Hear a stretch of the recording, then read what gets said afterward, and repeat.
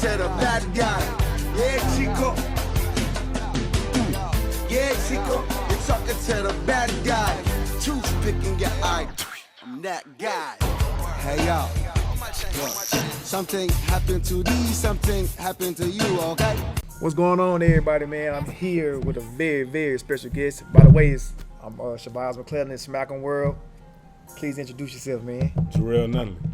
Jareld Nunley, a legend, a Mississippi basketball legend, man. First of all, when we do on this show, man, we give everybody a flower so they can smell it, man. So Jay Nunley, I want to tell you, man, I appreciate everything you did for us. You know, as far as basketball, how you helped bring the first state championship to Biloxi High and just made basketball at the time. It was a golden era for me as a young kid, just watching you play, watching them cut their lights off, watching they call your name out. Man, just appreciate what you just done for the community in Biloxi and for the state, man. Letting everybody know we some hoopers too. Just got inducted into the Hall of Fame. And I just had to, you know, Shaheed, who's a big brother of mine, you just mentioned your name. I said, man, give me his number ASAP, because I had Steve on the show before, and he mentioned your name as well as one of those top ballers, hoopers on the team. So, man, you were like a walking monument, man. You like, you know, 89, 90, y'all won the back-to-back. Everybody can't say they did it in high school, which was very hard. And I'm just glad to have you on the show, man. I'm glad to be here, man. Glad for you to have me. Yeah, man, most definitely, man. So let's jump right into it, man. Man, let's kind of talk about your basketball career at Biloxi High School, man. How was it, man? Give us some stuff that people don't not know, man. Just tell me in your eyes how it was. I mean, it was a great experience, man. The brotherhood that we shared, the things we did, the running, the getting cussed out by Coach Laird. I'll tell you a funny story. My ninth grade year, man, we won a championship in Nichols. Okay. And coming into spring basketball that year, Coach had a chalkboard in his office. All right. And he listed the depth chart as far as the varsity and the JV. Now, we're in spring ball. This is before my 10th grade year. Mm-hmm. So you're just happy. You dress out. You go in there and you look, see where you are, man. And at my position, I was third on the depth chart on the JV. Mm-hmm. So we go into practice. At the time, we had two gyms. We had a varsity gym and a JV gym. Mm-hmm. So I go over there, Coach Pugh, shout out to Coach Pugh. We over there doing drills, man. I stayed in that JV gym probably 10 minutes. Coach Pugh called timeout. He said, hold up. He grabbed me. He walked me to the other gym. He said, Coach Laird, he don't belong over here. And so that's how I got on the varsity, man. Ended up playing a lot that year and ended up starting. Yeah. So you that's how it started. Did you start 3 years? Yeah. Man, that's it, something it's very hard to do. And, you know, it was just the history of Biloxi athletics, man. Like, it was some dogs, as they say. It was some hoopers in there, man. You can say you started since your 10th grade year, man. So, let's kind of fast forward into that special season, that 89 year, right? Right. Did you know y'all were going to win that first year, or what was that? What was that moment like? I'll be lying if I said no. What happened, man, after my 10th grade year, we got put out of the playoffs by Laterra Green and Moss Point. Gotcha. Myself, James McCarty, Garland Andrews, and Eddie Thomas, we were getting dressed, the seniors in there crying. This season is over with. Yeah. We have next year. Yeah. And we said, man, we're not going out crying. Right. So after that, I don't think it's ever been done again or will be done again, but our coach that year bought us state championship shirts. Biloxi High 88-89 state champions. Oh, wow. Before the season started. So we wore it to school. And everybody was like, we wearing it around, it's like, that's next year. Yeah. It's like, yeah, we're going to win it. Yeah. And we felt no pressure, man, at all, because we knew what we had. We put the work in all summer long, and we got the results that we wanted at the end. Man, that's dope, man. You still got that shirt? Nah. You got a picture of it? Man, if you can find somebody to get a picture, man, look, whoever was on that team, find the picture, man. I'm gonna tell you, try to remake it, man. Seba probably has all that stuff.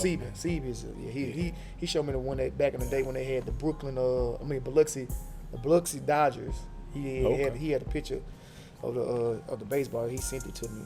But yeah, man, see if somebody got that jersey, man, that'd be super dope. You can bring that back, man. I'm sure he has it. Yeah, man. Yeah, I'm gonna ask Coach Steve about that, man. So y'all wearing that before. That's huge. And then you know how in the pros, when they win the championship, they had them hats and they put the shirts on and everything. Right. We didn't have the hats. But when we ran to the locker room, put those shirts on. Man, that's what's up, man. So did y'all wear them doing like warm-ups, or y'all just wore it just around school? Just around school or wherever you wanted to wear it. Yeah, that would have been super. And it got a lot of questions and a lot of criticism actually. Yeah. And we won it, man. Yeah, man. So the '89 year was a very special year. How did it feel to win that first state championship, man? You know, was that your first? Well, no, that wasn't your second championship because y'all won district and at Nichols, right. Nichols Middle School. So that was your second championship. It's undescribable, man. Yeah. To be the first in the history of the school, it was amazing, man. They treat us like superstars, man. It was absolutely. It's crazy. I used to go to camps at USM, man, and we won the state championship. And the next year I go to camp, it's like your basketball god up there, man. The coaches just let me do whatever I wanted to do the next year. The year before that, like they didn't know my name, but they knew me then. They definitely knew who you were then. At that point, man, I mean, you etched that name in that history book. I still want to kind of stay on '89 season. So, did y'all get new shirts made after y'all officially won, or y'all were like, we told y'all? Yeah, we that shirt was red, and we had a not a banquet, but the news came and the band and everybody was in the gymnasium, like celebration. Yeah. And we got some white ones then. The coach bought us, said 88-89 state championship. So we had 2 shirts. So, yeah. So you were younger. I think you was probably 9th or 10th grade, and at that time, like I call that time when y'all played the Golden Era basketball. Gulfport went back to back. Yeah. Was there anybody out there that you was like, watch, man, I don't mind playing my game like that? Like, was it anybody that you peeped out on the Gulfport side? I'm pretty sure you had somebody at Biloxi, but when Gulfport made that run, on the Gulfport side, it's Boo Hardy. That was my guy. Yeah. Like I told you before, when I was in the 9th grade, I wore number 11. Yeah. Because of Boo Hardy. Gotcha. And it's a big inspiration. Taught me a lot. Yeah. Showed me some things after high school, some things that I could work on. And it's a brother to me. Oh yeah, man, absolutely. Man, he was a big influence on me as well, man, as a coach. So I definitely got love for Coach Hardy, man. Coach Hardy doing this thing at Harrison Central, man. And now you wore 35, right? Right. So initially when I found out you wore 35, I said, man, he must have did that, man. He must have felt like, I got to answer Mahmoud, well, his name was Chris at the time. Mahmoud, I got to show him, I got to bring a championship to my city. So what's the story behind 35? When I got on varsity, Coach Laird, you have to know him. Shout out to Coach Laird. Yeah. He don't care what number you want to wear. Okay. He's going to give you a number. Gotcha. And that number was hanging up in my locker. Gotcha. But I felt some type of pride from wearing it because a guy from Biloxi, you asked me about Gulfport, Biloxi, who I wanted to be like, was Chris Haynes. Chris Haynes. And he wore 35. Yeah. So I felt like that was an honor that he was a senior.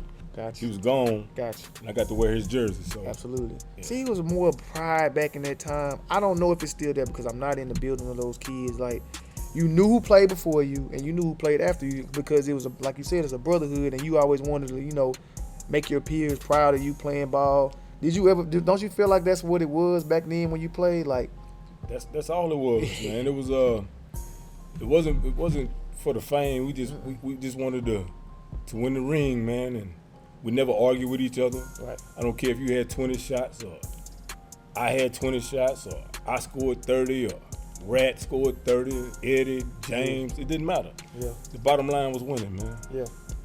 So that state championship game in '89, man, what do you remember about it? What was your favorite moment about it? Man, my favorite moment about that game, I came down, I was dribbling, and I bounced past the ball to Rat, man. Mm-hmm. And if you know Rat, no disrespect, Rat, but he couldn't jump over a piece of Texas toast, man. I bounced past it to him, and Rat went up and dunked it with 2 hands. I remember that like it was yesterday. Okay. And just when the horn went off, the feeling just overjoyed, man. Yeah. I think, you can correct me if I'm wrong, around '89, y'all played Gulfport to get to the state championship. If I'm correct on that, or was that '90? Semifinals, yeah. Semifinals, and y'all, they were trying to make another run. They were trying to go for a three-peat, and y'all, stepped up and knock Coach Jenkins and those Admirals out of there, man. Yeah. Was that how did that feel though? Ah, man, to beat your rival, Yeah. anytime feels good. And then knowing that, Coach Jenkins retired, Yep. Yeah, and knowing that that's his last game, yeah, man, and we put him out. That's crazy. Hey, y'all put a legend out of the game, man. That's what's up, man. So, all right, let's go to the next season, man. 1990 senior year. Senior. What's the attitude? Y'all still got that attitude, like, man, we finna do it again, or what's y'all mindset? Yeah.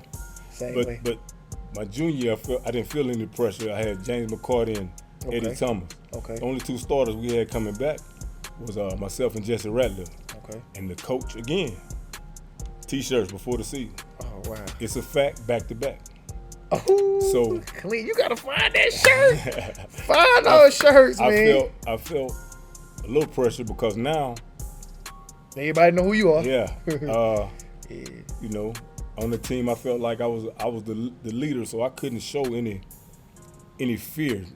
Jesse's quiet. Mm-hmm. I'm vocal, and it's just different, man. But I'll just say the pressure. Yeah, I felt it that year. I got you. Everybody want to beat the champion. Yeah, absolutely. You got a target on your back, man. Let's talk about this moment though, man. So you had to be there in the 80s and in the 90s to understand what I'm about to ask you. So when it's time for y'all to do the starting 5, right? And they cut that light off and they put that spotlight on. They calling your teammate's name. Man, how was that feeling like to get the spotlight on? They call it the spotlight, right? Yeah. That's what they call it. How did that feel, man? Oh man, it was like you're on top of the world. It was like when you introducing the starting 5 back then, man, and everybody was good back then. Right. So it was very competitive. And to be on the starting 5 for a team like that, and with that spotlight and the crowd, it gives you energy, man. And it's just a great feeling. I can't describe it, man. Gotcha. Man, I remember as a kid watching it, though. I was telling Steve about that, man. It was just amazing. I thought y'all were the Chicago Bulls, man. I thought y'all were the Bulls. But, man, talk about playing in the old Biloxi gym. That atmosphere as well was crazy. How was that? It was like our benches here, man. The crowd is right behind you. They can touch you. Yeah.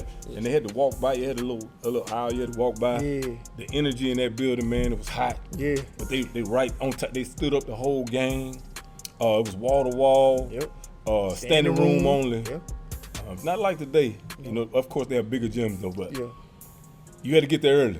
Absolutely. To get you a good seat. But it was unbelievable, man. Playing in our old gym and B. Frank Brown as well. Frank Brown classic. Oh gym, man, too. it's kind of if you didn't know what you was doing out there and you're a nervous cat, it was intimidating, Yeah. But we had some battles, man. Man, absolutely, man. So, gonna fast forward to the season, man. 1990 state championship run, man. What was your favorite moment of that year? The favorite moment of that year, man, we played South State. We played Merle, right? Mm-hmm. And I came out, man, first shot, bucket. I think I scored maybe about first 8 points. Mm-hmm. We battled with Jackson Murray the whole game, came down to the buzzer. I ended the game with 8 points. But we happy we won. We in the locker room celebrating, right? Right. And coach said, ho. Jareld Nunley, you owe me 30 points. I still have that article, by the way. He said, you owe me 30 points. Yeah. So the next game, I gave him 30 points.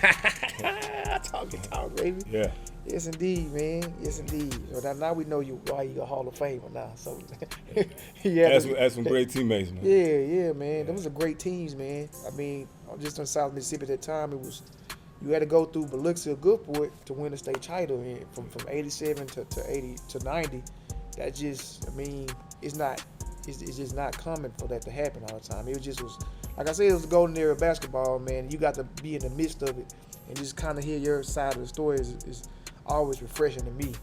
Well, y'all win another state championship, okay? Like, what is recruiting like for you at this point now? I had to learn the difference between being recruited and actual offer. You know what I mean? That's what I got letters from probably Hundreds of schools. Yeah, a lot of schools, man. But as far as an offer, I mean, I got phone calls and all that, but just an offer, it was just probably 6, 7 schools, man. Yeah. You can't go to one, so that's how I Right. always look at it. Yeah. So, all right, who was your top 3 at the time? Your senior year, you know, you getting ready to graduate. What was your top 3 schools you wanted to go to? Top 3 schools I wanted to go to at that time was Texas A&M had a coach by the name of Kermit Davis. He's at Ole Miss now. Okay. He was at Idaho, recruited me at Idaho first. And I wanted to go to A&M and had a guy named Jareld Lord at Louisiana Tech. He was a brother, you know, and he talked to me. And like I wanted to be talked to at that time, you know, I wanted somebody to tell me I'm gonna start. You know what I mean? Yeah. Ole Miss, but to be perfectly honest with you, my mom wasn't feeling that because of the Rebel. Right. You know, and what she came It was through. different climate it was then. different. Yeah, it was different. And North Texas came in late, but they came every day. And they sent 2, 3 different coaches, man. They called me almost every day. They sent me postcards. Yeah. And when I went up there, it made me feel like at home, man. Yeah. They turned the lights off. Jesse went to North Texas as well. Yeah. And the coach told what he's going to do, and he did it. So Melvin, they tried to get Melvin Booker too, but he went to Missouri. That would have been crazy. You know, back then, man, we had Moss Point with Melvin Booker, Harrison Central with Robert Pope. We had Pascagoula with Maurice Stevens. Before that, they had Isaac Brown, Dale Brown, Fred Williams, Antonio Harvey. It was a tough era on the coast back then. Very tough. It was a gauntlet. I just did an interview with Dale Brown. Talked about his journey just the same way you did, man. Dale Brown was a dog as well. Yeah, man. Pure shooter. Yeah, I watched a couple of them Final Fours, man, when he played Michigan and all that, man. He was balling, man. So ultimately you end up picking North Texas, man. You got a teammate from high school there, so it wouldn't you didn't get homesick. That's what I was getting to. What was your experience like that in North Texas? Man, it was great, man. It's probably the best time of my life, to be honest with you. I met a lot of lifelong friends. Yep. A guy by the name of Ray Shuford took me in like a little brother. Yeah. Shoot the cover off the basketball. Pat Nash is probably still, in my eyes, one of the top 5 players ever played with or against. Thomas Gibson, Jake Short. Those guys took me on their wing, man. It was like I was at home. You know, and went up there. First 4 games of the season, I didn't start. Gotcha. And we went to Hawaii, man, and got my first start against Appalachian State. Remember that like it was yesterday, 15-10. Yeah. Double. Then after that, you know, it was all good. Yeah, man, most definitely. Yeah. Did y'all get the chance to win conference championship or anything like that? Nah, man, Northeast Louisiana, man, they had a squad. Yeah. And they put us out of there. But we did end it at that time. I want to say they had the second longest home winning streak in the nation. But we did go over there and end that. Yeah. So yeah. take some pride in that. Absolutely, man. Absolutely. Yeah. Dallas is was it as big as it was then in the early 90s? You mean Dallas? Like you know how it's grown. It's probably one of the fastest growing cities. Was it big then? Yeah, it was big then. Okay. And North Texas has grown as well, but when I was there, it was 24,000 students. I'm not sure what it is now, but it's a nice size school. Yeah, absolutely, man. Absolutely. So, man, another thing I want to kind of talk about, man, I'm gonna put some pressure on you a little bit, man. A little bit of pressure. If you could pick the top 5 basketball players coming out of Biloxi. Now, we're going to exclude you. You're a Hall of Famer. We're going to exclude you. Your top 5 from the history of Biloxi basketball. Who you going with? It don't even have to be in order. I just need 5 names. That's tough. I don't put that pressure on you. That's tough. Yeah. Doug Newsom. I played with his son, Durant Eckford. I played with his son at Gulfport. He was tough. Eddie Thomas. Got you. Jesse Ratliff. Ooh, you got some pressure. Now this your list. This your list. It ain't my list. This your list. So you got 2 more. Man, James McCarty. Okay. And Isaiah Cannon. Okay. I can't argue with it. But see, I would have put Carlos on there. Boy, Carlos, he was the true back. Carlos Riley. Carlos Riley was. Yeah, he got a championship too, man. Yeah, Carlos Riley was a dog. That's my 5. He really is tough, man. Yeah.